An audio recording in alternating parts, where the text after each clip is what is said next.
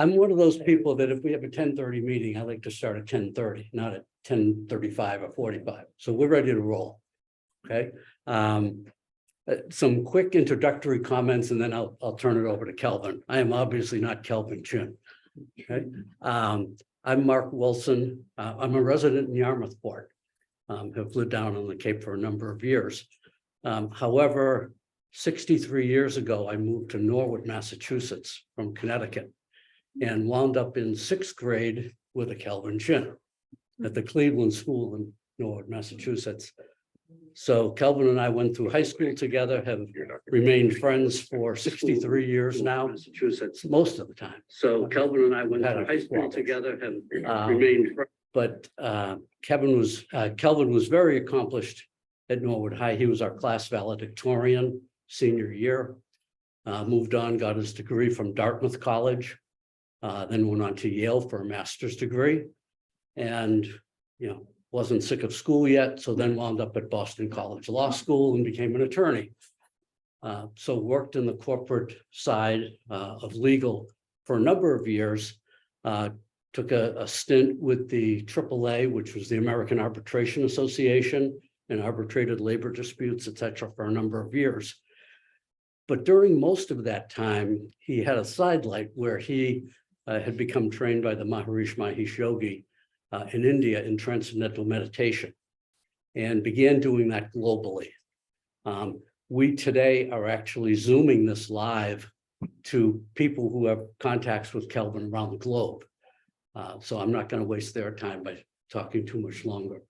But we do have copies of Kelvin's 3 books up here. You're more than welcome afterwards to peruse them. You can purchase them. If you purchase them with cash, they are $10 a piece. If you use a credit card, they're $12 a piece. Okay. So, and you can pick 1, 2, 3, whatever, or not even bother if you don't want them. Okay. But that's your choice. And Kevin is very big about individual choice, that you'll learn. Did I cover most of the stuff I needed to cover? Half price, right? Basically books. Oh, yes. Yeah. So, okay, no further ado. Oh, and thank you. Before I forget, Sturgis Library is a fabulous library. I'm in Yarmouthport. We have a couple of libraries. I come here to Barnstable, to Sturgis. Christy is sitting in the back there. She and Gabrielle helped put this entire thing together for us. So I thank you for your efforts. And there we go. It's all yours. Thank you, Mark. Thank you, Mark. Appreciate everybody coming today. Fortunately, the weather cooperated and we didn't get 8 inches of rain like New York City did, right? So a little drizzle here and there, and actually stopped raining this morning, so it's good for us. One other logistics thing, I'm not sure if you mentioned this, but as Mark said, that we're Facebook living this, so it's live streaming now, and on Zoom, and we're recording it. So I will be when you ask questions, you can remain anonymous. I won't mention any names, those people who I know here. There's a few people.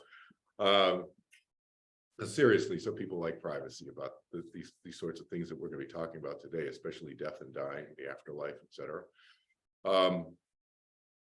But also the folks who are on Facebook Live and Zoom can feel free to put their questions or comments in the comments or chat room, respectively, in Facebook or on Zoom, and I will get to them after the session. I'm going to work with the live audience here first, and if we have time, we'll get to those. But otherwise, I'm saying this to the live stream folks that they know that I will be covering this stuff, any questions that they have, and so forth afterwards. So great to have everybody here. Thanks for coming. If you are on Facebook, find me on Facebook and friend me. I only use my Facebook for my nonprofit with this work that I do through my nonprofit, helping people with death and dying issues. I don't get into controversial stuff, and the other thing about death and dying you should understand is that I take a non-religious approach to everything that I do. Now, you may hear me talk sometimes about religious figures that I may have had memories being with and so forth, but those are memories that I have. They're not through a religious lens. There's a few friends here from Norwood, where we grew up. There's several of you here, and you may remember that, like, across the street from where you grew up, was the First Congregational Church, and I went to the First Congregational Church. So I have a Christian upbringing background and so forth, but I say this jokingly but seriously. I think my parents made us go to church so that they could have basically free babysitting, because they never went. So it was like me, my sister, my brother. I was like, oh, I schlepped to church, Sunday school. But I was not a really good Sunday school student. I was kind of, not really paying close attention. But I do have that background in my upbringing. I say that to give you this little context of where I come from, because my perspective is more broad. It's more holistic, and I have clients now in 64 countries, every religion and every group or person who's even not religious in terms of institutionally religious, people who may just be open to thinking about these ideas and so forth. So, I mean, I literally have, Jews, Christians, Muslims, Hindus, and everybody else I'm forgetting right now. But, it's really, the Christians of all different ilks, et cetera, et cetera. And I've even worked with clergy, priests, nuns, Buddhist monks, imams, so that's my perspective. I'm just giving you that as a kind of a backdrop in terms of the concepts and ideas we're going to talk about today.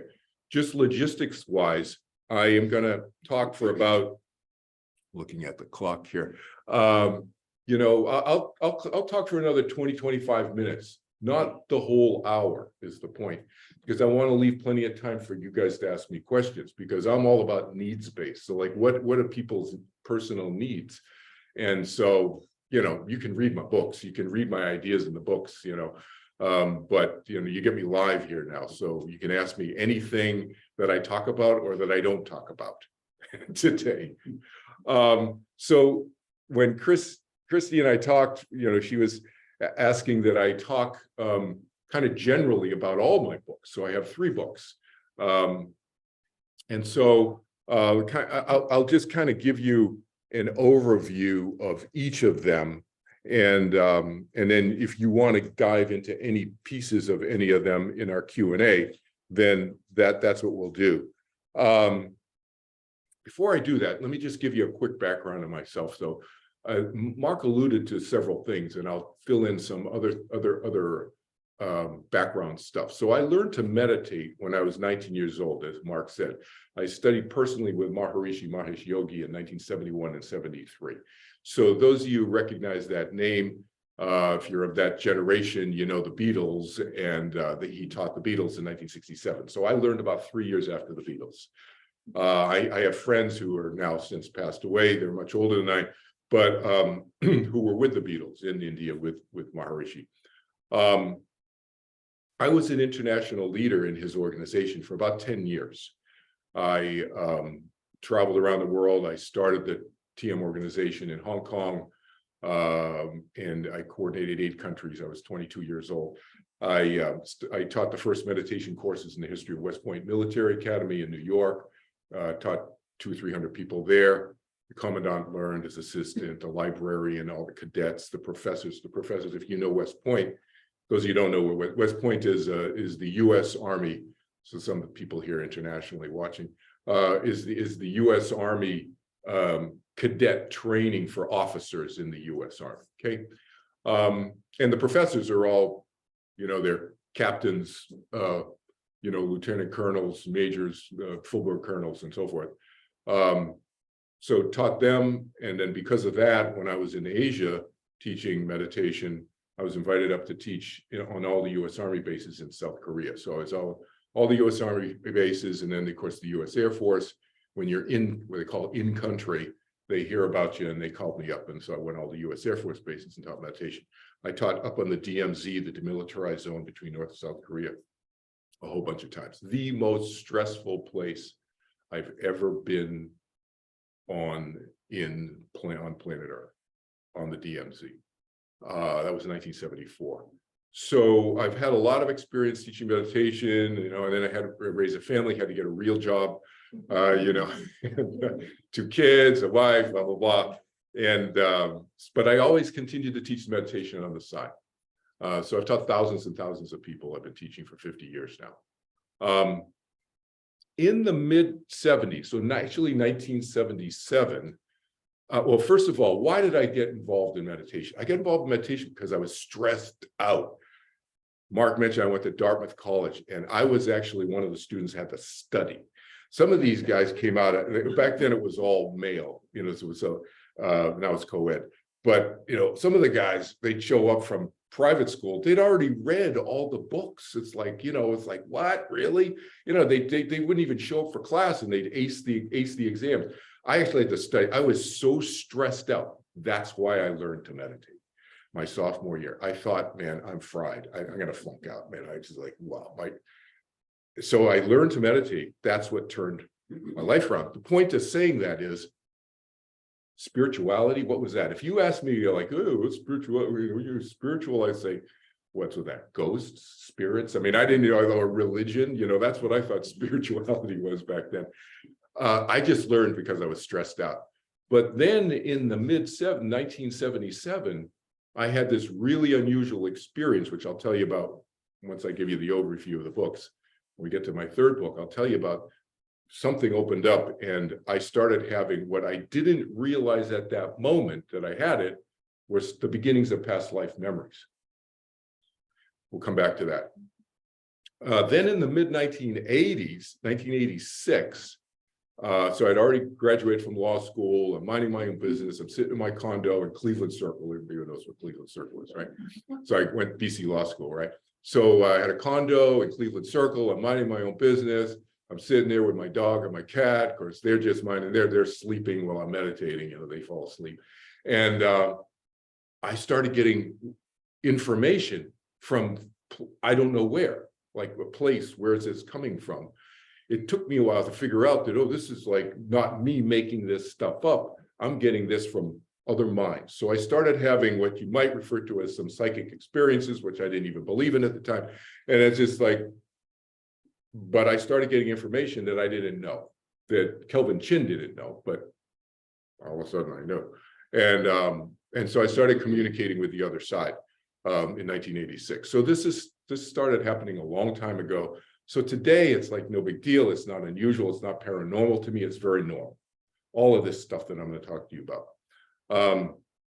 So I give you that as background so that even if I don't talk about questions that you may have about what the other side is like or what the afterlife is like, what happens after we biologically die, ask me in the Q&A and I'll talk to you about it. Okay.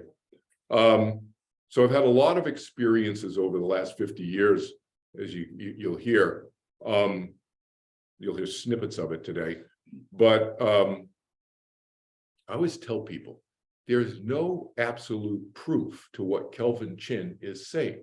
These are Kelvin Chin's experiences, and they're filtered through Kelvin Chin's mind and his belief systems. And that's why I don't push my beliefs on anybody, because everybody needs to come up with their own beliefs. Based on what? Based on their own experience. And that's, I'm talking to you, right? So I think we each are individual souls. My broad brush statement about that is that we're here for eternity. And Woody Allen said, eternity is a really long time, especially near the end. No, of course, those who didn't get the joke, eternity, there is no end. But yeah, so I think we're around forever. Our soul, I'm saying, not Kelvin Chin, but he's going to have a finite biological life, this guy, and each of us will, each of you will. But I think our soul continues forever. That's my logic tells me that. Obviously, you can't have an experience of that because there is no end to that experience. But that's what my logic and the needles tend to point in that direction. So again, back to what I was saying, is I have interpretations of my experiences, and I'll share those with you. Those are my interpretations, right? I'm not saying they're absolutely right or whatever, but I think that they're right based on what? I talk about this in my third book. What do we filter through? We filter through our experience, and we filter through what kind of evidence, how reliable is the evidence that we can draw from to corroborate, to reinforce that, oh yeah, that makes sense. And we do that in life all the time. Forget about these spiritual experiences. We do it all the time. You know, somebody says something to you. Do you believe everything that they say? I hope not. You know, some people are like trying to sell you stuff that you don't want. But so we're filtering all the time, and I strongly encourage all my students to do that all the time, because I think that's what sets us up for bottom line for me always is, how can we be happier, less suffering? And the better our filtration system is, the better, the more alignment we're going to have with that fulfillment of our desires and so forth. Okay, so that big picture. So let's talk about my books a little bit here. Again, just a broad brush overview of the books. My first book is Overcoming the Fear of Death. So it's this one right here. So this is my first book, right? Overcoming the Fear of Death through each of the four main belief systems. That's the subtitle. So Overcoming the Fear of Death, that kind of is self-explanatory, through each of the four main belief systems. Let's talk about what that means. So what that refers to is, so as Mark said, I was in law school in the early 80s. So I was in law school and my mom died. So many of you know, many of you knew my mom. And my mom was a real powerhouse. She was, so I'm 6'2", 6'3" with my shoes on. And my mom was 5'0" on a good day, right? But she was a powerhouse, my mom. And I was very close to my father was 5'6". My father, so I grew my parents, I think, in 4th or 5th grade, and in 6th grade, I grew my parents. Who are these little people? Anyway, so my mom was a powerhouse, though, and I was very, very close to my mom. And she tragically died in 1982. I mean, I talk about this in public, and I still get choked up. You know, it's 40-something years later. She had cancer, and it was very. She was so. It had metastasized, spread throughout her body so much before she had any symptoms, that by the time any symptoms appeared, she was gone very, very quickly. And so this is my 3rd year of law school at BC, and it was very emotionally distressing for me personally, and that's what got me into this helping people with death and dying thing, because I needed help. Now, again, back then I was very unsophisticated. Not that I'm real sophisticated now, but really much less sophisticated then. I didn't know what therapy, counseling, what's that, you know? You asked me back then, I was like, well, I had, what's his name, who was my guidance counselor in high school, and he was terrible, but I didn't know what therapy was. So counselor, that's what I thought, guidance counselor. Anyway, so I just worked through it somehow. And I started telling people that my mom died when I was in law school. You know, people say, you know how people say that, hey, how you doing today? And usually, you know, we all do this. We kind of broad brush. Oh yeah, I'm doing fine. Even if you're not doing fine, you say, yeah, I'm okay. But I said to somebody, I don't remember who. Well, I'm okay, but my mom died, and you know, a little bit. And they went, whoa, your mom died, my grandfather or my brother or something. They said something like that. It opened them up. You know how self-disclosure can do that, right? Sometimes open them up. They started telling me about da-da-da-da. And I started feeling better, talking about it. And then I could tell that they felt better. I started helping people nights and weekends doing that. And then friends of mine would say, hey, call this guy, Kelvin Chin. Here's his phone number. This is 1982, okay? Long before, like, I think I was one of the first people who owned a 10-pound answering machine. Remember, they were like these big click thing with a tape in it.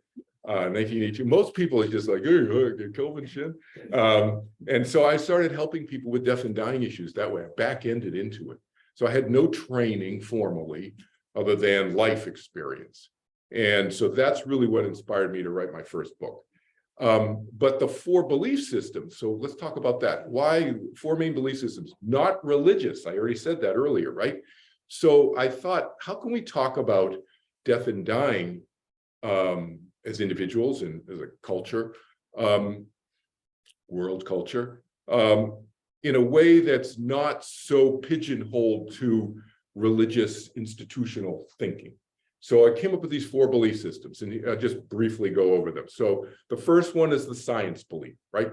So don't believe in an afterlife, don't believe in heaven, the body and the brain is your mind, okay, that belief system. And when you die, that's it. One life, you're done. Right? My dad, so I have stories about my parents in my first book. My dad was, those you remember, my dad was an engineer. And so very science oriented, you know, and that was it. And he would famously say, and if, I don't know if any of you guys ever heard him say this, Mark came over to play with me or something when we were in elementary school, but I'm sure we weren't talking about my death with my dad. But if you were, he would openly say to you, oh yeah, Dad, yeah. He's like, put me in a box, throw the dirt on me, I'm done. That was that was my dad's phrase. He would say that all the time. Throw the dirt on me, I'm done. So that's belief system number 1. A lot of people have that belief, and that's fine, okay? Belief system number 2 is, I call it the fear of continued existence. So that's where people do believe in an afterlife. Again, you can fill in the blank what you want to call it. You know, in the Christian tradition, we called it heaven, Valhalla. In Scandinavia, you know, Nirvana, whatever you want to call it, doesn't matter. Elysium, if you're ancient Roman and Greek. An afterlife, I just call it neutrally, okay? But there's fear associated with it. Now, the fear can be associated with all kinds of things too, all different things. It could be the fear of punishment, what's going to happen to me. The Buddhists are often afraid of, I'm going to go to the afterlife, but, am I going to come back and as a mosquito or something, whatever. So, all different kinds of fears, but fear of continued existence. That's belief system number 2. Belief system number 3 is belief in an afterlife, but no fear. May even be looking forward to it. Okay, there's no fear about the afterlife anymore. Belief system number 4, reincarnation, belief in past lives, belief you can come back in another physical form in a future lifetime if you want to. Okay, those are the 4 beliefs. So pretty much everybody falls somewhere in there. Some people are fence sitters and whatever. Okay, so I talk about those in my first book, and you don't necessarily have to have a fear of death to benefit from the first book. I've done a lot of seminars for healthcare workers, for example, about my first book, and my angle or objective with them is to help them learn about other belief systems so that they can talk to other people who don't have the same belief system that they do, right? Because it's easy to talk to somebody, it's easier to talk to somebody who you know what their belief system is, and it's similar to yours because you've thought about it, whatever. But it's more difficult to talk to people who don't share your belief and you really don't know much about it, right? So that's book number 1. Book number 2 is this one, Marcus Aurelius updated. Subtitle is 21st Century Meditations on Living Life. So I'm using the phrase meditations in the title in the more generic way, not the way that I teach it. I teach a technique, but I'm using meditations in the more generic way that we publicly sometimes think of the word meditations as just thinking about stuff. Thinking about stuff. So it's not the technique that I teach. It's not about thinking about stuff, what I teach meditation. But these are ideas, is the point. This is a collection of 67 essays that I've written over the last, let's say, 10 years or something. The nuances of forgiveness, for example, suffering and happiness. It's divided into several chapters. So emotions, life principles, meditation chapter, not teaching meditation, but talking about meditation and approaches, and it's about technique, but not teaching the technique of meditation that I teach. Meditation and the spiritual is the fourth general category. I also have a chapter 1 in here that is a chapter of my favorite Marcus Aurelius quotes, and my comment, my Kelvin Chin comment on Marcus Aurelius's quotes. So who's Marcus Aurelius, first of all? Marcus Aurelius was a Roman emperor, but he's mainly known to be a philosopher. Well, it depends on who you're talking to, I suppose. But he's a Roman emperor from the 2nd century. And he wrote a book. Well, he wrote material that later became a book that's a famous book called Meditations by Marcus Aurelius. Has anybody ever heard of the Meditations by Marcus Aurelius?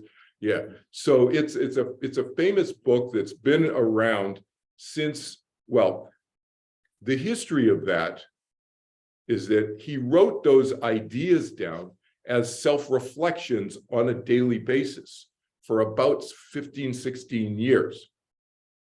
In between battles, in Parth, he's in Gaul, he's in, what we now know as Austria and so forth. And in between battles, he's in his tent and he's writing. It's like daily meditations, ruminations, self-reflections. So it was Marcus Aurelius's own technique, if you will, of self-development. It was not meant to be a book, but it was collected, the historians tell us, around 800 AD. Somebody collected them. And then Gutenberg printing press, that was what, in, I think, 1454 or something like that, right? Ballpark. And somebody, I think in around the 1700s, called it Meditations by Marcus Aurelius, put it into a book form, okay? So you'll see there's like 60 different versions of it online on Amazon. Meditations by Marcus Aurelius, different people translating, the Latin and so forth to English. So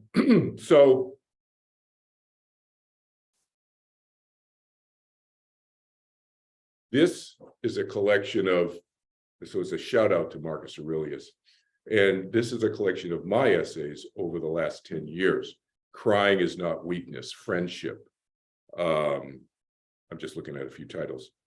How to choose the right meditation for you, self-interest, ego and God, spiritual materialism revisited, free will defined, how the belief it was meant to be can cause suffering, does everything happen for a reason, etc.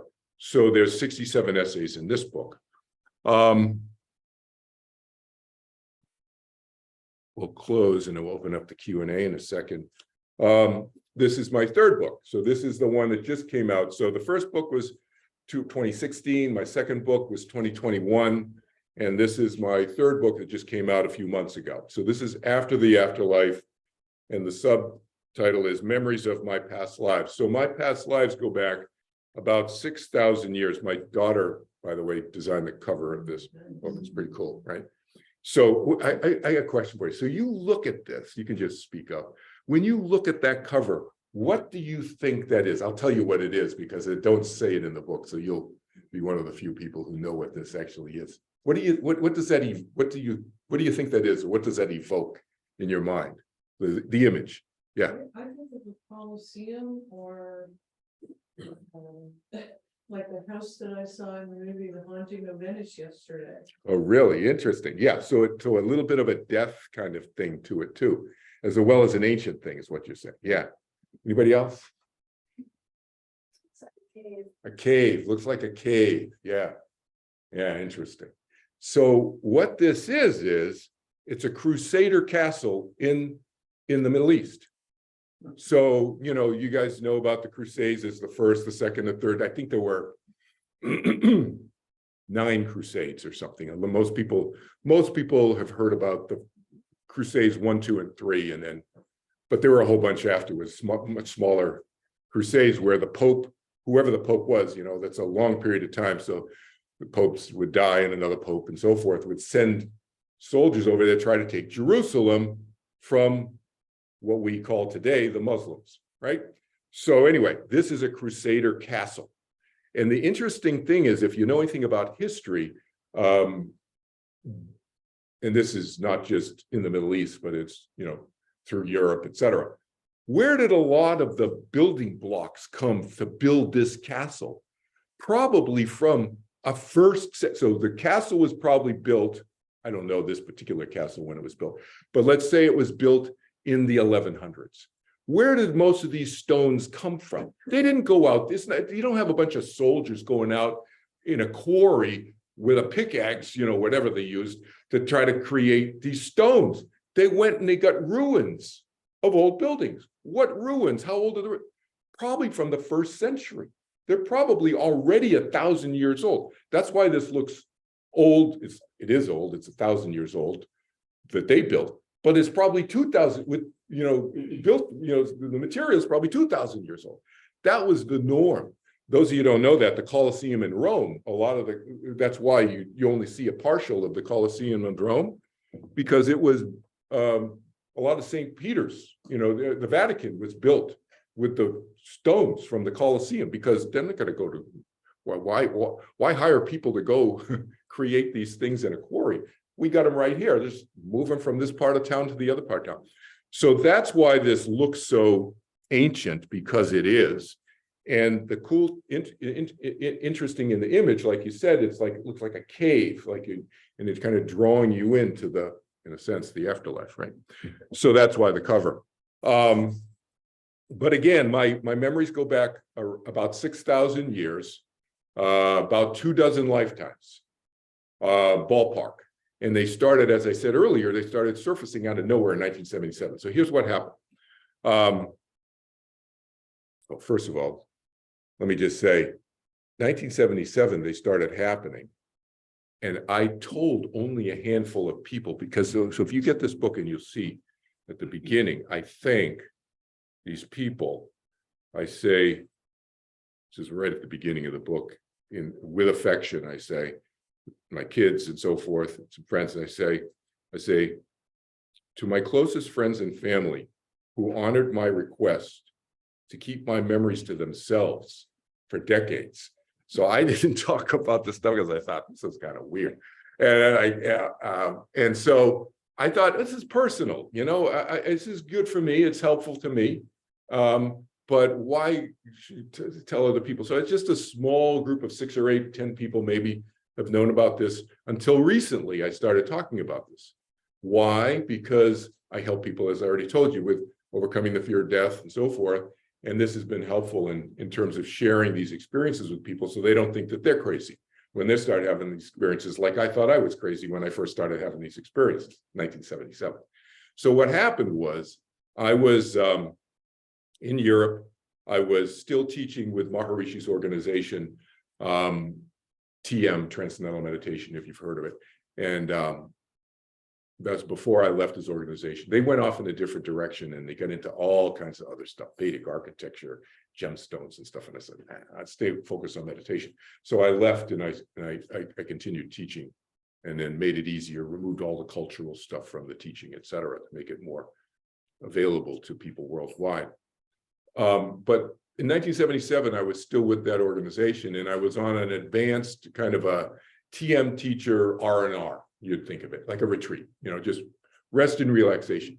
So I was over in Switzerland, and before that, about 6 or 8 months before that, I'd had a dream, a really, really upsetting dream. And I just thought it was a really bad nightmare, very emotionally distressing experience. So now I'm in 6, 8 months after that dream experience. Again, I just didn't think of it. I just remembered it, had left a deep impression, but didn't think of it as a spiritual experience at all. Now I'm on this course and we're doing these group meditations in like about this size room with imagine this room is like wall to wall foam mattresses, like 4-inch, 5-inch foam with twin sheets on this wall to wall, no furniture. And we have group meditations in there. So about 70, 75 of us in there having a group meditation a couple times a day. And then we're meditating up in our rooms all day. It was like 2 months long, every day, all day. But we would go out for walks to get a little exercise, besides doing a little yoga and stuff. You need a little, get a little cardio going. So we go for walks, like an hour and a half walks after lunch and dinner. I'm out for one of these walks with my friend George. So George Hammond and I met at Dartmouth College, and obviously he became a TM teacher too. And so this is years later, and we're on this course together, and we're out for a walk after lunch. And I said, George, I had about 6 months, 8 months ago, I had this really bad dream. I think that's all I said to him. And then he finished the dream. He told me my dream. He told me what I was wearing. You were on the side of the road. You had this tunic on it. It was all dirty, and you were crying and all this stuff. And you get all the details. And I said, well, what? What are you talking? And he said, I said, how do you know that? I thought maybe he's reading my mind or something, but I wasn't. And he said, well, I found you. That was like 2,000 years ago. I found you in this ditch. I said, what? And he said, well, we've been doing this meditation, and we're doing group meditations, and we're doing these energy movement exercises as part of the thing too, part of the program. And he said, you've been saying for the last 2 weeks, you're getting these weird experiences, and you've been seeing yourself being crucified upside down. And I said, what? And I said, yeah, so what? And he goes, well, you know who you are, right? And I said, no. And so he was, like I already told you about my congregational church not paying attention issue. Well, he was a, altar boy since 8 years old, went to Catholic schools, from kindergarten through high school, went to Catholic schools. And he really paid attention. So he filled in the blanks. That started opening up that lifetime. That was my first memory. And then I started having a Crusader memory. After that, I had a World War II memory. Soon after that, being a fighter pilot in the South Pacific, flying off the USS Enterprise. Those of you know anything about World War II in the South Pacific, fight with Japanese. I was American. I was blonde, blue eyes in that lifetime. So yeah, and flying F-4F Wildcats off of the Enterprise. And so a lot of these things just started unfolding and opening up within me. But here's the thing. What's the point? The point is that these have taught me more about who I am now. And they didn't all, they didn't all start coming out so clearly as the one I just described to you. In retrospect, I realized that I was having memories, well, what I call recognition memories. How many people have ever had a deja vu experience? Yeah, I mean, you're sitting there, you're talking to somebody. A lot of people have had that experience, right? And you go, wait a minute, I feel like I've been sitting here. I was sitting here already, and you said that. Or have you ever been in a deja vu where you've gone to a place and you feel like you've been there before, but you haven't, right? That's those kind of I think we've all had similar experiences like that. To me, I call it like deja vu on steroids is when you have what I call recognition memories that just are really uncanny, like these deja vu experiences. And then they start connecting. The dots start connecting in a weird way. It's like, what? Wait a minute. You mean I'm not just into that location, but there was a certain kind of music that was played in this certain era of that in that location.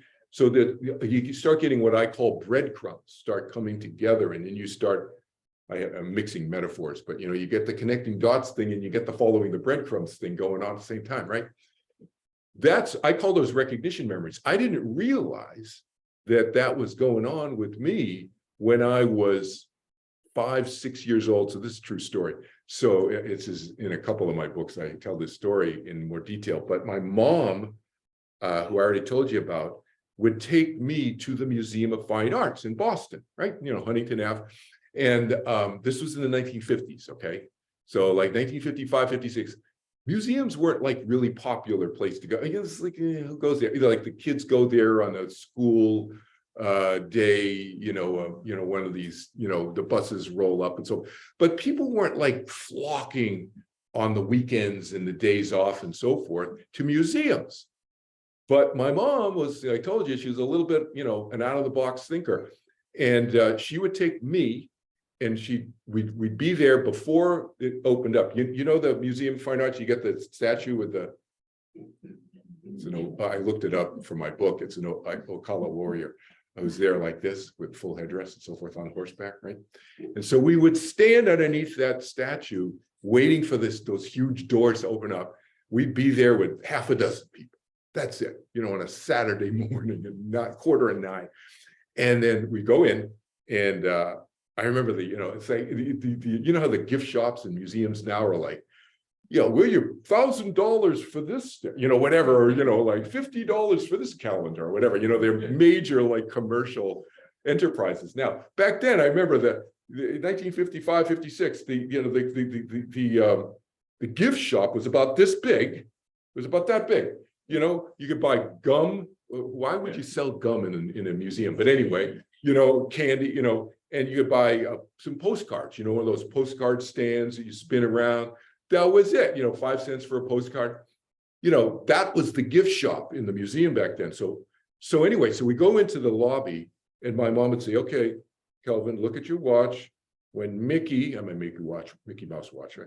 When Mickey's big arm, little hand, or his little hand, she used to call it, but his short arm, probably short arm would have been too confusing for me. So he said, when his little hand is on the 11 and his big hand is on the 12, I'll meet you right back here. Can you imagine with a 5, 6, 7-year-old kid, like, okay, see you later, I'll meet you back here, right? No way. I would have ended in like Department of Social Services with with a family, some social worker, right? But today, back then it was like, today that would happen. But back then it was like, the guards even got kind of used to, oh, there's that kid again, But I used to go to back to the recognition memory issue. I would go to 2 areas.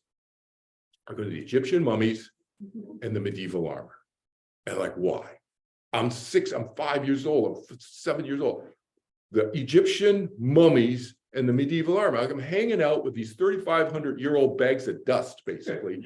And I'm like, I felt at home. It not only fascinated me, but I just felt comfort, right? And then I go to the armor. The armor, these big stuffed horses. I don't know if they still have them there. Big stuffed horses with these knights. And I thought, this is cool, man. I feel home here. And then, so now I know why. But those are like precursors, I think. It's like deja vu on steroids. It's like, I call them recognition memories. They're some subconscious thing that we're kind of resurfacing, So anyway, I'm going to open up the questions. Key points I want to end with in this book. By the way, let me read a quote from my son. He says, my son. Tell us about both your children. Okay, so I have a son and a daughter. My son's Jesse, is 35 years old. And my daughter is Samantha. She's 29. So my son's an actor. And you've seen him in commercials, but and he's been on a few things on TV and so forth. But and my daughter is a model with Wilhelmina, and the name of that modeling agency is material to the past life connection that I have with her. I have multiple lives with my kids in other lifetimes, and I think I'm planting a seed for your Q&A here in a second. I think that we do that. We all do that. I think we're attracted, our souls are attracted to other friends and loved ones. So we've been with before, and we kind of hang out again together. We may have a different relationship and so forth, as I talk about in the book with my kids and so forth. Who may have been my kids in another lifetime, but may not have been my kids, may have been my siblings and so forth. But my son wrote this in his Amazon book review for this book. He said, from big somebodies to big nobodies, aside from the fascinating firsthand memories you'll get wrapped up in this book, what's most compelling for me is the second to last chapter titled, What's the Point? That's the second to last chapter in this book. What's the point? In this chapter, Kelvin talks about finding meaning from the memories of his past lives, meaning that is applicable to living his life more fully here and now in this lifetime. To me, that's what it's all about. It's not about, I mean, yeah, there's a certain aspect of reminiscing and stuff, but what's useful for us now? That's how I look at my memories, is how's it's informed me to live my life with less suffering and more happiness in this lifetime, as Kelvin Chin. And the other point that I want to end with is the point about personalities. To me, and as the last half of the book is about personalities, and that personality traits that have continued through the 6,000 years that I have memories of. Again, these personality traits will express themselves in different ways. So one example is music. So you guys remember I played music in high school, or through elementary, junior high, and high school. And so I have an interest in music. I have a musical ability. And if you look at so in the personality section, I'm going to some of the known historical figures that I have memories of. Because the known ones, why? The known ones, because we know biographically what their history was by definition. And I've looked at their personality traits, and my memories align with their personality traits align with my personality traits now. And so I lay that out in the kind of last half of the book. So the first half of the book, of my third book, is more like stories, how this stuff arose. Like I gave you one little snippet of being in Switzerland on that meditation course, but it's happened at other times, in the shower, while I'm in the swimming pool, like I swim 3 days a week, and you're in laps and you're just kind of in a zone, you're kind of not paying attention because how many laps have you done? Thousands of laps you've done if you've been swimming a while. And it's just like you're kind of meditative, so to speak, and your mind is more open. So the stuff can come in at any different time like that. But the personality thing is the thread, I think. And if we understand more about our personality and what makes us tick as individuals souls with these personality traits, I think it helps us reduce our fears, reduce our anxieties, and align our desires more with our thoughts, actions, and our behavior. When we have more alignment with our desires, what we want, and our thoughts and actions and behavior, what does that mean? That means fulfillment of our desires. That's happiness, isn't it? That's inner peace and contentment. That's what we're all looking for. So that's what I do with all of my work. And that's really the underlying objective with all of my books. There you go. Questions. Yes. I have a question about consciousness. Mm-hmm. And I'm coming from a scientific perspective. Yeah. If you can't have consciousness without the brain, that's my thinking. And if you're dead and your brain has been burned up, Yeah. or you're dead in a coffin and there's no any kind of consciousness, why do people believe that when they die, they're going to meet their relatives, they're going to see their friends, Right. everything's going to be wonderful in heaven, and all? Right. Because scientifically that doesn't make any sense. Right. It doesn't make any sense scientifically right now. So I'll give you my overview, and then I'll give you some specifics. So my hope and my thinking is that science is going to come around.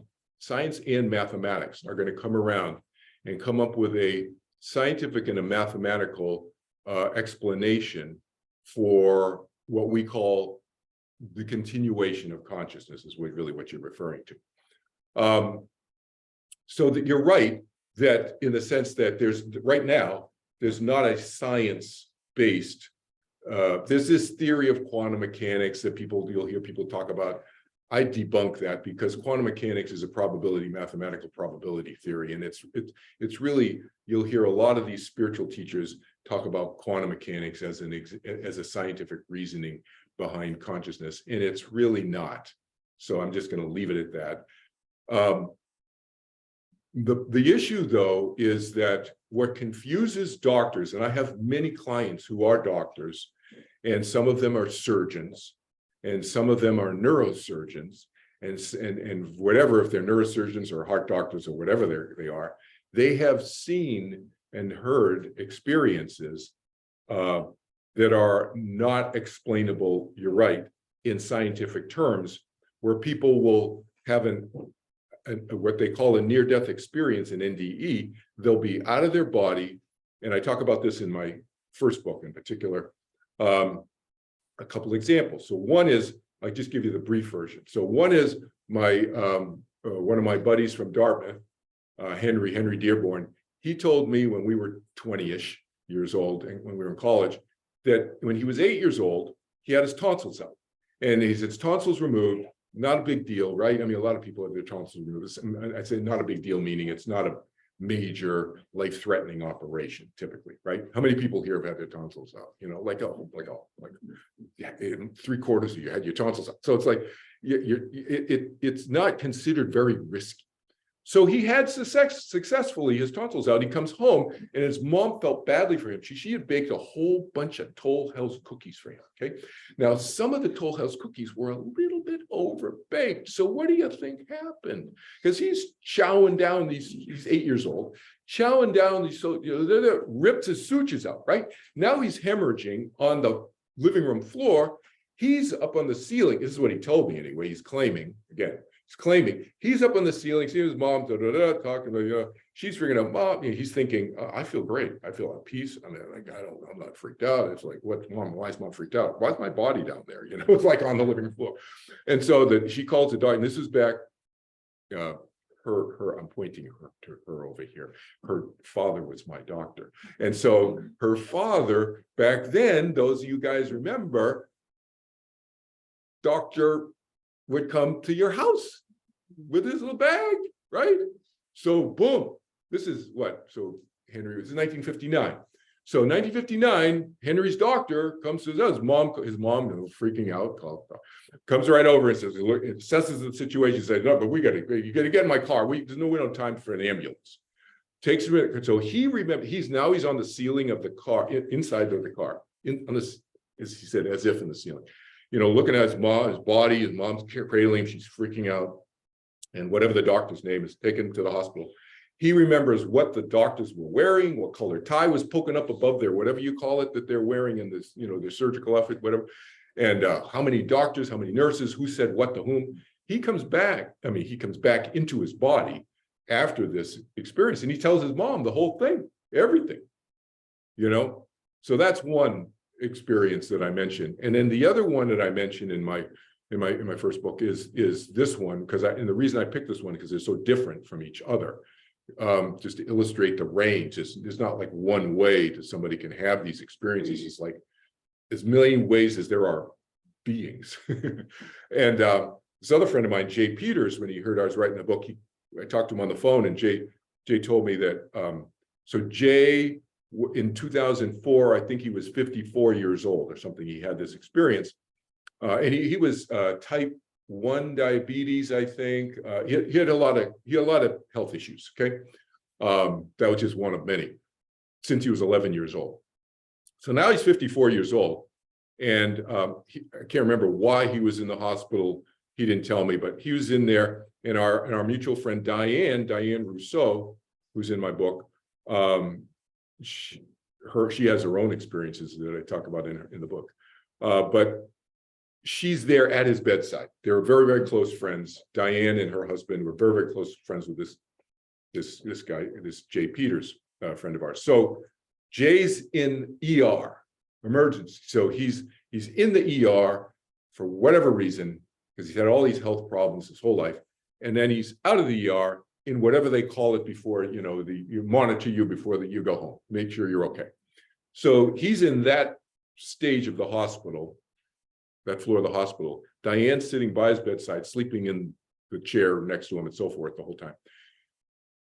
He told me that, so then he flatlines. Okay, you know what that is, right? You know, he codes.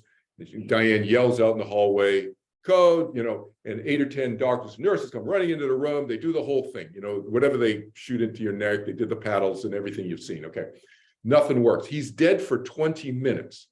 Now, if those of you know anything about medical, they say 4 to 6 minutes is, if you come back after 4 to 6 minutes, you 99% of the time, you're going to have some brain issue, some neuromuscular, something. You're going to have some side effect from that, right?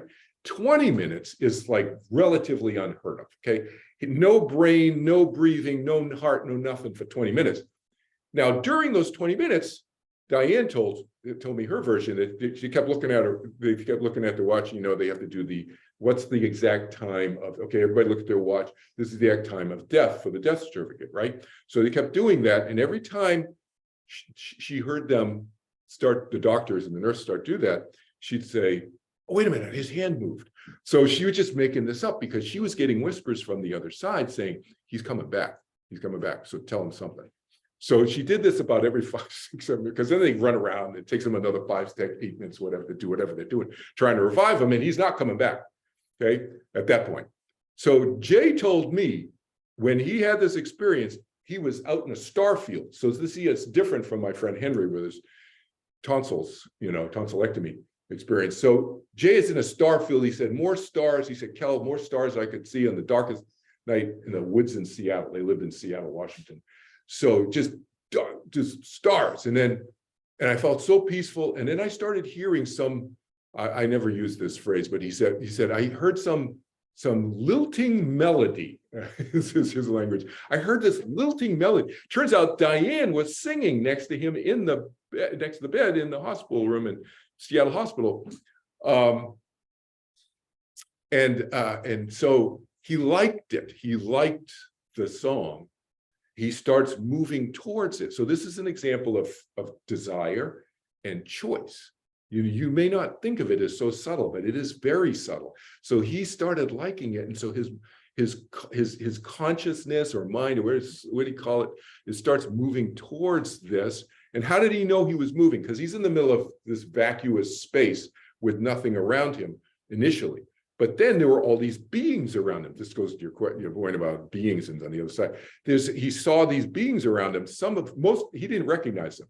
But they're all of a sudden they start collecting, and he said there were hundreds, there may be 1,000, he said, and they're either side of him. And that's how he knew he was moving, because they were stationary in space, and he starts moving through them, you know, like a water slide, like a, you know, one of those tubes in like a water park, and you're kind of going through it.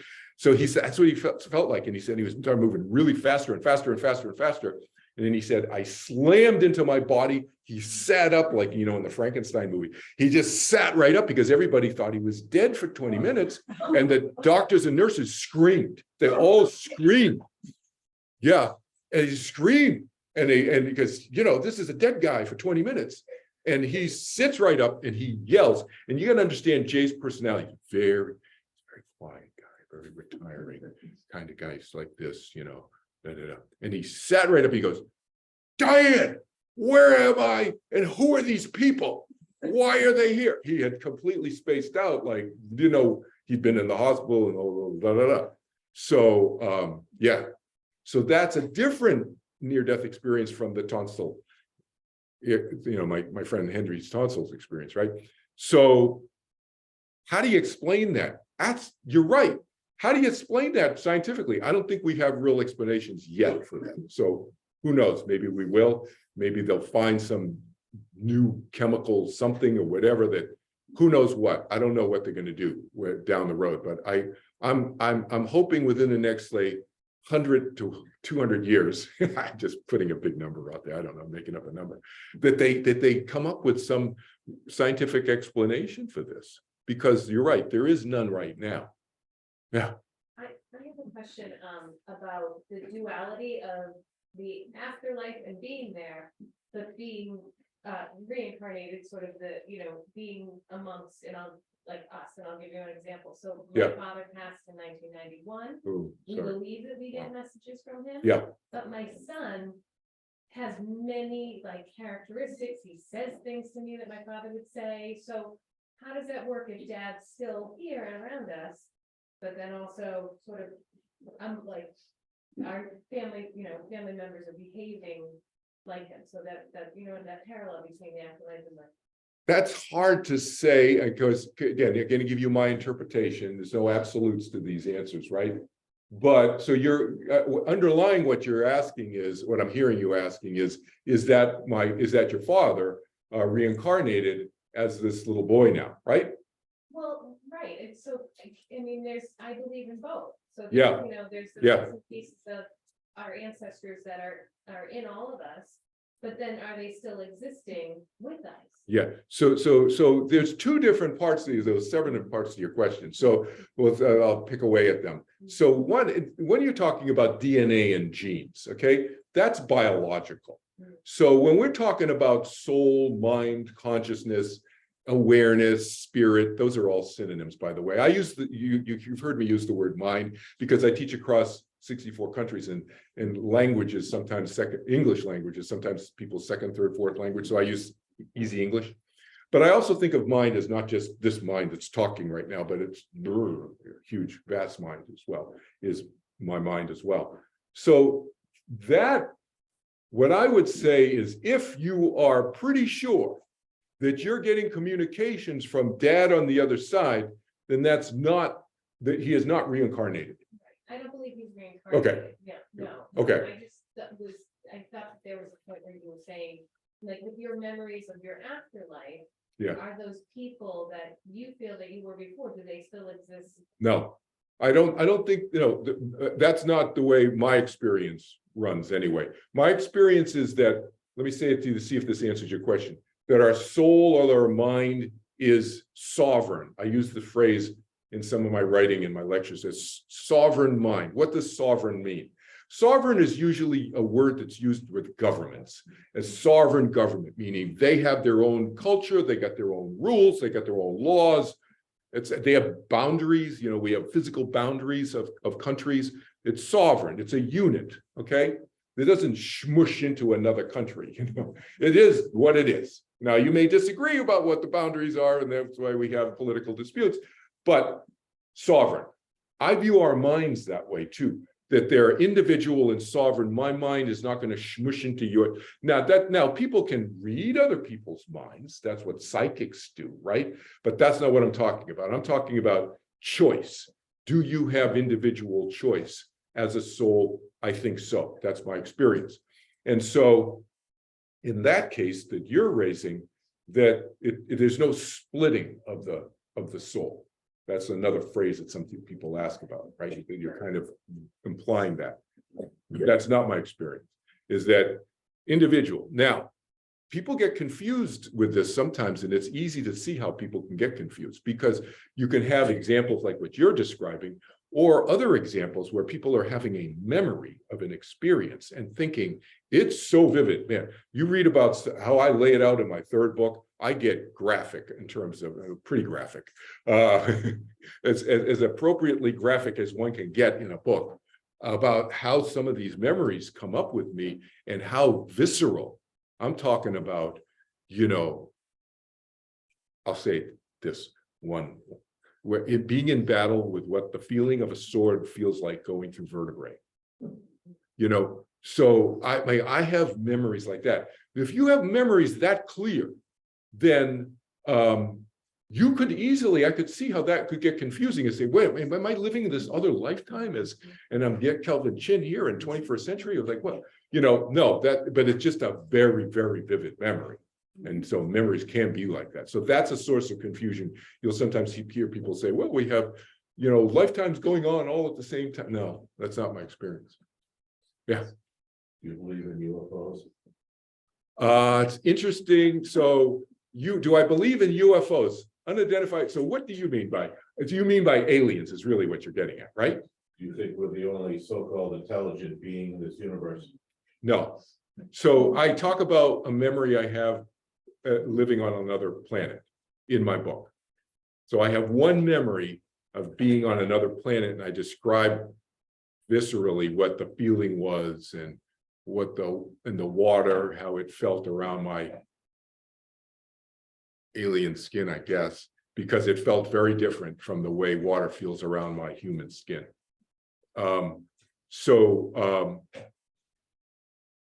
Yeah. So am I making it up? Again, that's for you to assess. I don't know. It's like, it seemed real to me. And I have these different corroborative points that are kind of inexplicable. You'll see that I lay out in the book. But no, I think that I think there are thousands and maybe tens and thousands or hundreds of thousands of other planets in the universe that are populated by beings, some of whom are like us and some are not. But they all have minds. That's the thing. So when you hear me use the word minds, it's independent of a biological body. I looked very different in that lifetime than I look right now, or very different from where I looked 1,000 years ago, even in that other lifetime on another planet, right? So, but my mind traveled into a different body, right? Yeah. You mentioned earlier, I think, a line you said that everything happens for a reason. Well, I know the title is, I can't remember the exact title. You get that memorized, Mark? No, It not failing you on this one. says, so the title is, you quoted the title correctly, except there's a question mark at the end of the title. So it's on 221 in the book. For those of you who are on the live stream who already have the book, it's on 221, page 221 on the paperback anyway. Different page on the ebook, obviously. By the way, there's ebook versions and paperback versions of all my books. And my first book, there's an audio book, and I narrate the audiobook. And this book, my son, who's also a voice actor, is going to do the narration of this probably first of the year. He may get around to it. And then my third book, this one, I'm doing the audio book. I have my buddy Steve has a studio in LA, and he and I are going to record my third book. I'm going to narrate it in his studio in November. So, but no, it's a question mark. Yeah, because I don't think everything happens for a reason. Because everything, people use that phrase, and I understand why, especially when something bad happens. People think, oh, there must be a reason for this happening. Well, I mean, yeah, you can look at biological reason that somebody may have died, for example. Or this guy right here got laid off 5 times since he was 50 years old. Was there a reason that happened? Yeah. One was that this firm merged with another one, and they already have 2 or 3 of me in my position, and see you later, right? Or the firm runs into financial difficulty because of 2008, and now I'm on the street. Okay, so you could say those are reasons. I understand that, but people do not usually mean that when they say, does everything happen for a reason? And the key word is everything. Some things happen for a reason, but not everything. And so the notion that everything happens for a reason, when you hear people say that, I'm a little bit of a word Nazi sometimes, not all the time, but with that I am, because it creates suffering when you think that everything happened for a reason. Really? Your 2-year-old child had cancer and died, and that happened for a reason? I have clients who've been in that situation. And I say, no, somebody tells you that, I don't care who they are, I don't care where they are in your hierarchy of people you trust. It's wrong. No, it's a tragedy, okay? It's some mistake in the DNA, who knows what, but it's not because it happened for a reason. People can justify and look at hindsight, Monday morning quarterback at things and say, well, I learned from this and this, maybe that was the reason. That's Monday morning quarterbacking. That's not why your child died. Okay, so, or, just using child as an example, but why that thing happened, whatever it was.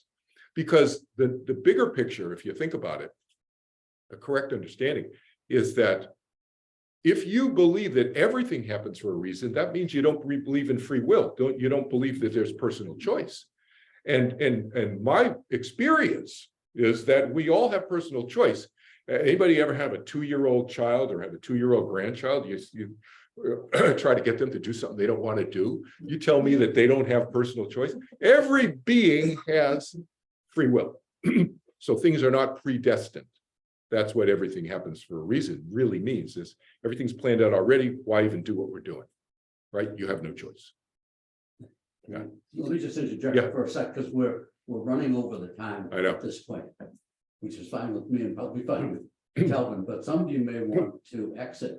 What I'd suggest is people who want to talk with Kelvin or ask him more questions, be able to do that. I'm going to go over to that table and settle in. If anyone is interested in purchasing the books, Yeah. you can kind of do that at the same time. Great idea. And Kelvin will sign books. Great idea. And if optionally, this is totally optional. If you want to give me your email address, I'll add you to my mailing list, and you just a pad of paper over there. Totally optional. But yeah, we would just do that. That's perfect. Yeah. Another question you said? Yeah. Are some people more receptive to the experiences that you have? Yeah, some people are more and some people are less. And I am as you kind of maybe inferred from what I said at the beginning of the intro, I don't push my beliefs on anybody. I mean, it's like, I don't talk about this with people in my swimming pool, in the locker room. You know, it's like, hey, dude, you want to hear about my past life? No, it's like, no. I talk about swimming with them, you know, so seriously. Yeah, absolutely. Some people are more open and some people are not. And I really mean it when I say, whether it's a friend or a loved one or a family member, and I don't recommend it. You push these ideas or concepts or even your personal experience you've had yourself with people, unless they're open to it. I respect people. Yeah. I meant Oh, the yeah. person is able to be receptive to the experiences that you have described, not in terms of another person, but how does one receive it? Oh. Some people more receptive in that way. Oh, To be individual. able- Yes, to take. Yeah. it in, that we have to learn how to do this, or is there an innate Yeah, gift? I understand. to People. No, that's a really good question. So within that individual, what's it like? So and how receptive, et cetera. So yeah, there's a range. There's a range. And my suggestion is, if you're interested in past lives, just to be open and receptive to the idea, the notion, but to start with looking at things like, I talk about this in one of my classes, one of my afterlife classes, but I'll just kind of give you the brief. So go back and look at your memories from this lifetime, because we all have memories from this lifetime. How far back can you go? You know, and see how far back you can go. That'll start opening up your receptivity to memories in general, right? Another thing is to plant a seed. I've had some of my students have had success, and again, it depends on the person. Plant a seed in your mind before you go to bed at night. Because why? Because when you're sleeping, tend to be a little bit more open, right? Mind tends to be open, body's a little bit more relaxed. And you can plant a seed and just say, hey, to yourself, I want to open up to some of my memories and see what happens. You could do that same thing with communicating with dead loved ones right before you go to bed. So people will sometimes have success doing that. You'll see there's a story, I think it's in my first book, I talk about Josephine, and I talk about her example of how she opened up when I told her this, et cetera, et cetera. And the other thing is recognition memories. Is to keep out for this notion of the deja vu on steroids experience, you know, and to start taking note. Do what I did not do, because I did not think I was ever going to talk about this stuff in 1977. So I never wrote it all down until later, decades later, I started writing stuff down. But if you have experiences, start writing it down, even if you're not sure if it's anything. Keep a journal, and then you can go back and you look at it, and you'll look. And that, just going back and reflecting a month or two or a year or two or three, I mean, you'll see some of my memories, they don't come up, boom, like this. I get a snippet in 1977, I get a snippet in 78, I get another big whole bunch of jigsaw puzzle pieces 10 years later, same lifetime. 20 years later, something else. Now it makes sense 20 years later. I have lifetimes that where my memories are coming in at different rates in different pieces over literally over 50 years. So if I had kept a journal, I don't know if I might have accelerated that. That's why I'm suggesting it to you. Those are just a few things. But the other thing is meditation. So whether it's my meditation technique or some meditation technique that's as easy and effortless as possible. You should not have to be focusing in meditation. You should not be controlling your mind. You don't have to focus on your breath, and you should not be clearing your mind in meditation. The meditation an easy, effortless technique will open yourself up more, your consciousness up more as well. That's probably the biggest thing that accelerated for me. Yeah. Right? Yeah. Yes. How do dreams fit in with which? Of prior lives, dreams? Yeah. So I've had memories come back in dreams. Yeah, it's like the first one I told you about, but I've had a bunch of others. Just because sometimes dreams fall into two categories, the way I simplify things. One is, I call them fantasy dreams. And the other are more insightful dreams. I just had to try to use plain English. Fantasy and insightful.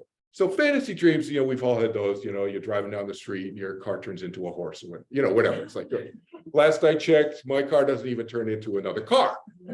Kind of car. My car is the car I, bought and I'm driving, in waking state. But in dreams, all kinds of weird stuff can happen. Those are fantasy dreams.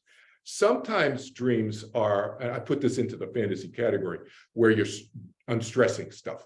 You're just releasing old, like baggage, fears and anxieties. Those are, I put those into the fantasy category. Versus insightful is kind of what you're alluding to. So insightful, more creative. Sometimes you can kind of foresee a little bit of what might be happening in the next day or the next week or 2 weeks, something. Those are, these prescient dreams. Those are more what I call insightful. Or in your case, what you're referring to, maybe past life stuff, those are more insightful. So there's two kind of general categories in dreams, in my opinion. And they all kind of fall. And now you can have a smush too, come between the two sometimes too. You can have a little bit of a weird one, and then also an insight into some past experience in that same dream. That can happen too. The woman I was just talking to you about, Josephine, she talks about a dream. It's called Josephine and Lucius. In the section of the book is called Josephine and Lucius. Josephine is my friend in the 21st century, and Lucius is somebody she had a relationship with 2,000 years ago. And so she talks about that and how that came up initially in her dream, etc. And there was kind of odd stuff happening in the dream too. But then this guy who she didn't know appeared in her dream. Briefly, what happened was she was in a temple, an ancient temple, in the basement, and it was flooding. And so she was helping people get out of the flood. She was woken up. She was sleeping in the temple. So then she was woken up. Now she thinks she's awake. She's not awake. She's dreaming that she woke up in the dream. Okay, follow that. So she's still in the dream, but now she thinks she woke up in the dream, and she thinks she's awake. And she's getting people out. She goes into the hallway, and there's this guy standing there in a toga and with golden hair, with shiny golden hair, specifically, really good looking guy. And he's got a thing hanging around his neck with stuff written in a not in English language, but she can read it. And in the dream, and he says to her, you wanted to get memories of your past life, and you're afraid of dying in that flood. Like, how are you going to open up your memories? This is what he said to her in the dream. Okay. So anyway, so then she comes out, then she really wakes up, like what you and I would, watching her, she's still sleeping. Oh, now she's awake. We would say, yeah, she's awake now. And she goes and Googles, I can't remember the exact words. You have to read in my book, but she Googles 3 words. It's like, I don't know, Roman statue blonde or something. I don't know what, something, 3 words. and this bust of the guy pops up. It's images. She doesn't know who it is, but it's the guy from her dream she's looking at on Google. Okay, on her search. Yeah, it pops up. And then she goes, you know, find who is this, you know, what, she added another word or something. Anyway, turns out this guy is Lucius Verus. And then she goes and she reads about Lucius Verus, and Lucius Verus was a party boy, basically, in Rome. And turns out he was blonde. You can't tell by looking at these stats because they don't, you know, all the paint's gone from them, right? And so, but he's blonde, and he was so enamored with his good looks that he would take gold. He was, you know, patrician class, high class. So he would take gold dust and put it in his hair to make his hair even shinier. That's what she saw in her dream. So anyway, yeah. Kelvin, Yeah. take a break for a second. I need your password and stuff. Yeah. Welcome to your business. I need some password. All right, here we go. Here we go. Yeah. Anything else? Yes. Really quickly, and I Sure. don't mean to take up much of your time, but I Yeah. was never kind of focusing on you for 3 seconds. I was never an ashes to ashes, dust to dust kind of girl, period. Yeah. Always had these feelings, even young, that there was something more. And I guess in my heart of hearts, I feel like it's we have energy that goes beyond our earthly bodies. I started reading about reincarnation books when I was, or books that involved reincarnation when I was in my teens. Yeah. And had this feeling always that they really stewed that question in my soul. So there's something more. And fast forward to more recent years in my life, I decided to, when I was losing very, very important people in my life, decided on their deathbed to ask them, when they pass, please return to me and let me know that they are with me. And in fact, I've been fortunate enough to have visitations from people, 2 of whom I asked, please call for me and let me know that you're with me. Mm.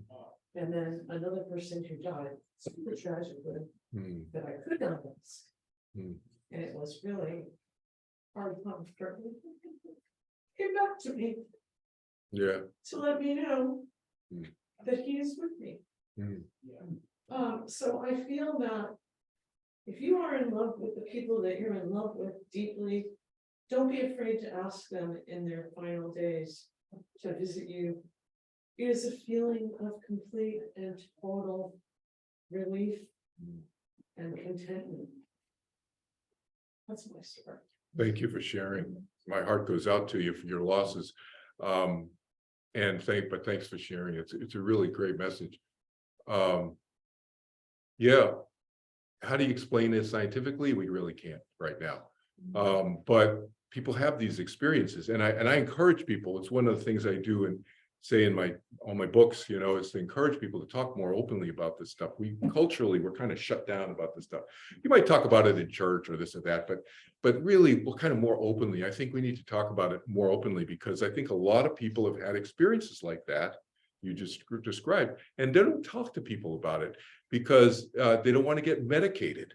You know, seriously. I mean, I know I have clients who've been told that by, you know, maybe you should go see somebody. I think you should, you know, you should be on some medication. No, these are, even if the person is making it up, let's just say they are, okay? We don't need to jump to medicating people, but I hear that. And here's the other thing. I want to say this additionally, to also balance what you said too. What you said was beautiful, and it was great that you shared it here. And if you do follow her advice and ask a loved one before they die to communicate with you, and you don't hear from them right away, don't be upset about that, because I've seen it happen decades later. And this is, I talk about this more detail in my Afterlife classes about this, we'll call it distortion, or just a different experience of time on the other side. It's not the same as on planet Earth. So the experience of time is very different. I'll just give you one little snippet. Think about it. If something continues, the mind continues. What is it? It's energy.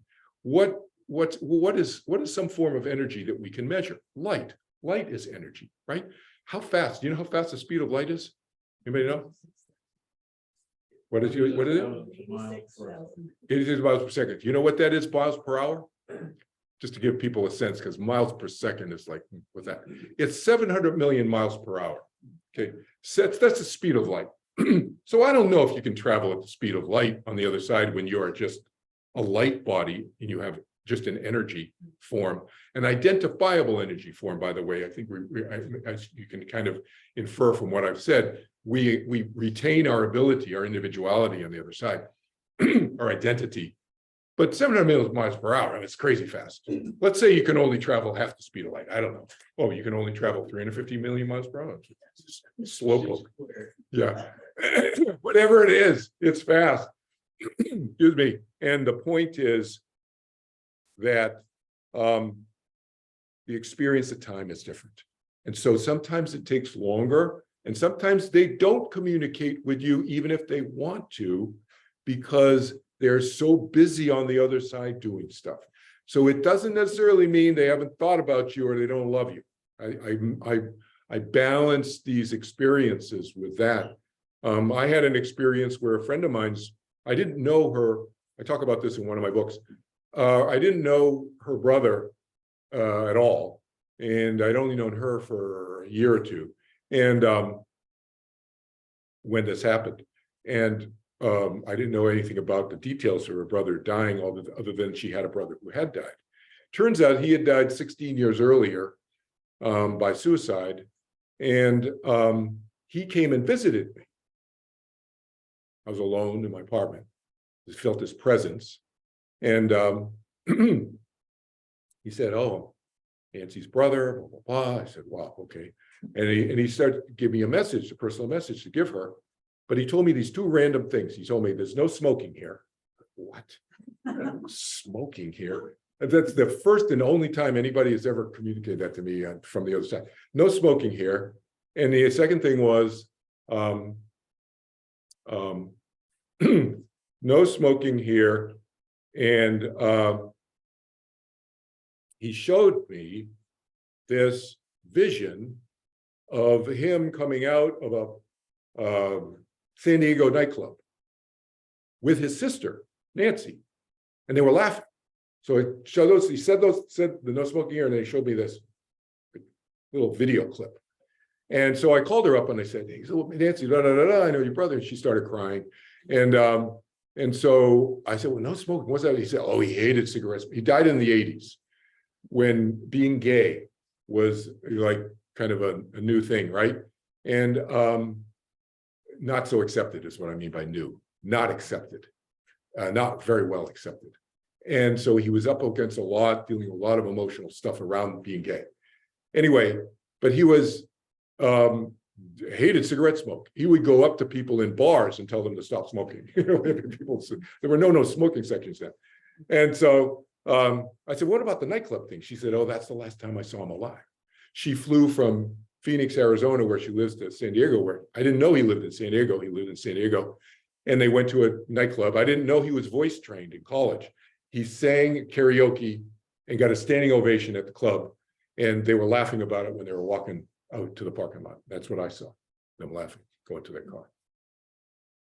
So that was 16 years after he died. And then later, I don't think this is in the book, because I think she told me this after I'd written the book, the part that I'm going to tell you now, which is she sent me a text message. She said, "I found this letter from him." It was his suicide letter. "I found this letter from him, 5-page letter, handwritten." She said, "Look at page 3. In page 3, it says, I'm going to contact you as soon as I can when I'm on the other side to let you know I'm okay." It was 16 years later he contacted me. So I'm just saying, you just don't know. Yeah. I'm guessing that a lot of your messages are coming through a clairvoyance, clear audio, clear sense. What sense, Claire, do you feel that you're more in tune with? For me, it's audio. I hear. Sometimes I've seen light bodies.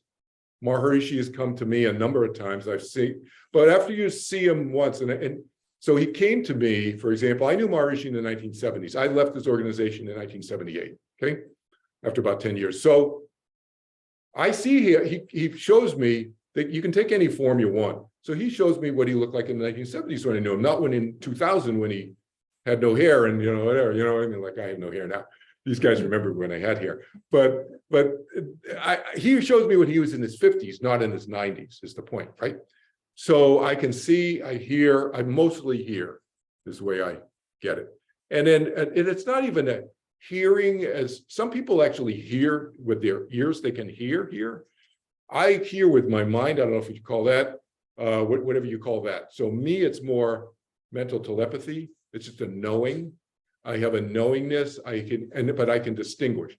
When this first started happening in 1986 with me, I thought I was making it up. And then I couldn't distinguish. And it's like, how much is me making this up? How much is this coming from another being? Now, like in his case, he came to me more recently, in the last 9 years ago is recent for me. So once he showed me, I can recognize his energy pattern. So I think we have identifiable energy patterns that's recognizable. That's the point. After a while, you can recognize that. Yeah. Many of us can see or feel or smell a loved one. You just have to be receptive to it. Yeah. Little hints, like a smell of garlic reminds you of your mother, where you can all of a sudden feel that person. Exactly. You can feel, those who couldn't hear, she's saying you could feel, you can sense a smell, etc. There's a chapter in here in my book here where I talk about that, visits from dead relatives or friends. So caller ID on a phone coming from a phone number, a dead father's phone number, who never had a cell phone, only had a landline, and his phone is literally in a box in her closet. And yet her cell phone's getting caller ID from him, right? With silence on the other end, like 3 or 4 phone calls like that. Perfume, smells, cologne, that kind of stuff. Or just a feeling, or lights going on, electrical stuff. But back to my dad, just briefly, and I'll take your question in a sec. My dad, as I told you, he, science belief, then he's communicating with us. I got the whole story in the book, he was communicating with us at his funeral, right before his funeral, at the military cemetery in Hawaii. But Dad, he was surprised. Not only that, quick story. We got a break. So quick story. So he one of my students in Ohio, who I've never met, who has a fear of death, contacted me. I'm going to take your question and then we'll get the last question. He contacted me. Yeah, exactly. Contacted me from Ohio. I help him with his fear of death. I teach him to meditate. He's reading my book. Now, I don't get into the details that he got into in this dream that he had. He has lucid dreams. And so this guy from Ohio texts me, one of my students, he texts me, and I get a text from him and on my phone, and it says, I think your dad visited me last night. I'm like, what? And so this happened in 2019, 4 years ago. Okay. My dad died in 1999. So he says, I just picked the phone up and called him. I said, Joseph, what are you talking about? My dad visited you. And he goes, well, I've been lucid dreaming my whole life. He's like, maybe he's 50 years old now, this guy in Ohio. And he said, last night I'm flying, Joseph, is a pilot flying a World War II bomber over the ocean. And this young Asian officer comes from the rear of the plane up to the cockpit, and he's talking to him about fluid levels. Now, he knows from my book that my father was an engineer. Okay, I do say that in the book, but I don't get into the specifics of what the details of what my dad was an expert in was hydraulics. He was a hydraulics mechanical engineer. Northeastern University, right? So then he signed right up in 1942. And my dad was in charge of a whole, I don't know how many, B-29 bombers, okay, over in Asia, bombing Japan, right? Second World War. He doesn't know all the details of that, this guy. He says, yep. He comes from the rear of the plane. We're talking about hydraulic fluids in the engine. Is everything good? Yeah, everything's good. And the young Asian officer looks up at him and smiles and says, you're afraid of death, aren't you? And he said, Joseph says to him in the dream, he says, how do you know that? I've only told 6 people in my life about this, my wife and several other people. And I told the 6th person about 3 weeks ago. And the young Asian officer smiles and looks at me and says, yeah, you mean my son Kelvin? Yeah, crazy, right? And so then I hang up with him and I send him a picture of my dad. You guys in Facebook, you've seen the picture of my dad with his World War II uniform. He's a 2nd lieutenant, right when he signed up, yeah, exactly, Dave. Holding a cigarette as a prop, and the ash on the cigarette's like this. Probably has been waiting for the ash is hanging there. He's like, oh, it's a cigarette, holding the cigarette as a prop. It is in his uniform, and I texted that to this guy Joseph. He said, "That's the guy. That's the uniform he was wearing. That's his face." And then I sent him a picture of a B-29. He says, "That's what I was flying." Wow. Yeah. So anyway, questions. One last. Yeah. What do you think of Nostradamus and his forward-looking quatrains, and do you see in the future? So what do I think of Dr. Nostradamus and seeing in the future? So bottom line is, can we see into the future somewhat? Yes. Can you be accurate all the time? No. That's the summary statement. So Nostradamus said this stuff way back. And if you look at a lot of the stuff is really general, and it's can be interpreted in a lot of different ways. And so people will turn it and they say, well, that fits because look at this and this and this. It's like Monday morning quarterbacking. So there is an ability, and I talk about one of the experiences that I had when I was Sitting Bull in the 1800s. And I predicted, I had a dream. See, question about dreams. I had a dream, this is recorded. I had a dream before the Custer got wiped out doing stupid things. Anyway, he was not the bright general that a lot of colonel, he was actually a colonel. I think he was a general in the Confederate Army, whatever. Anyway, but whatever. He was colonel in the US Army Cavalry then. I had a dream. So you can have prescient dreams over a shorter period of time. Why? Because you're seeing probabilities. And you can be more accurate over a shorter time period, right? Than if you're Nostradamus looking like hundreds and hundreds of years in advance. A lot of things can happen that's out of your control. Free will decisions are always operating. But yeah, over a short period of time, you could probably predict what the traffic's going to be like on Route 6, right? But can you predict what it's going to be like in 6 years from now on Route 6, right? Or 600 years or whatever Nostradamus. Can you predict the traffic on Route 6 or even there's going to be a Route 6 in 600 years ago accurately? Probably not, right? Because of the free will decisions. We think of free will as our own personal choices. We got to remember, you got trillions of other minds, trillions. We got 8 billion humans, and how many dogs and cats and horses? And I don't know, I'm playing it, right? They have minds and they're affecting us. They're very indirectly, but all of those other minds are affecting all the actions and behavior of all the other minds, right? So, great questions. Good to see everybody. Thank you for coming. If you want to get books, I'll help you up here. If you don't, but if you want to get on Kelvin's mailing list, because he does a ton of stuff on Facebook and all, you're more than welcome to sign up here if you'd like to. I only have